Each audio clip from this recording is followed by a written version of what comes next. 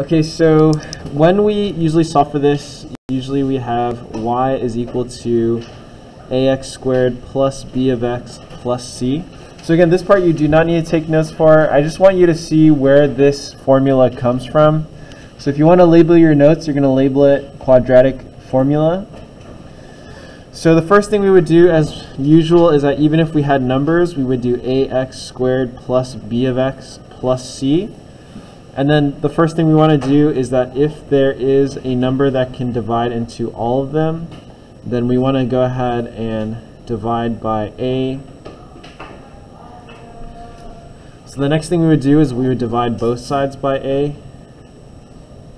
And then 0 equals x squared plus b of x over a plus c of a. And again, you don't need to know this, so you don't need to necessarily write this part down. I just want you to pay attention.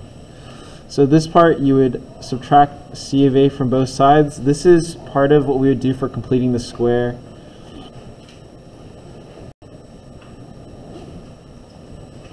Okay, so then we would have negative c over a equals x squared plus b of x over a. So we would complete the square for this side.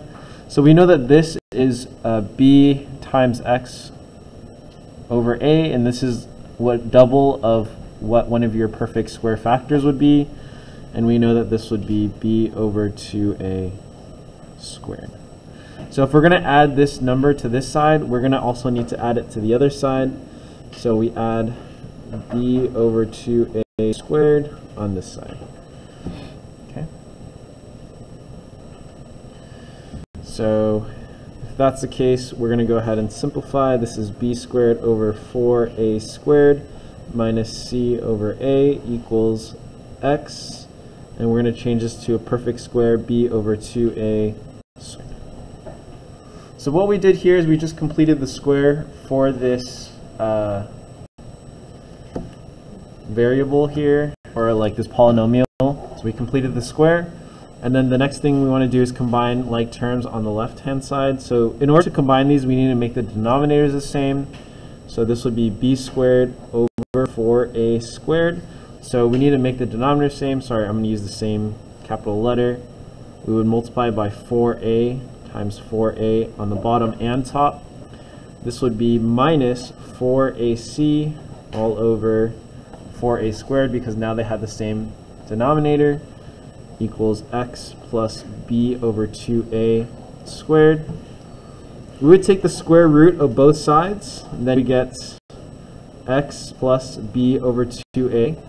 When you take the square root of both sides, it would be plus or minus, so this would be plus or minus the square root of b squared minus 4ac over, and then you could take the square root of 4a squared, which becomes 2a.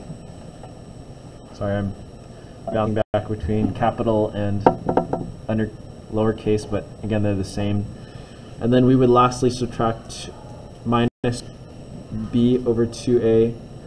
So you would subtract b over 2a, and you would get x equals negative b plus or minus the square root b squared minus 4ac all over 2a.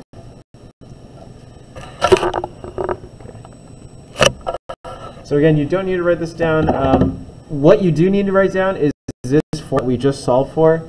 So when you get formulas for different things, the reason is because someone has actually already proved it, right? So in this case, this is the proof finding the roots of any quadratic formula. It's easier, so it's x is equal to negative b plus or square root b squared minus 4ac all over 2a.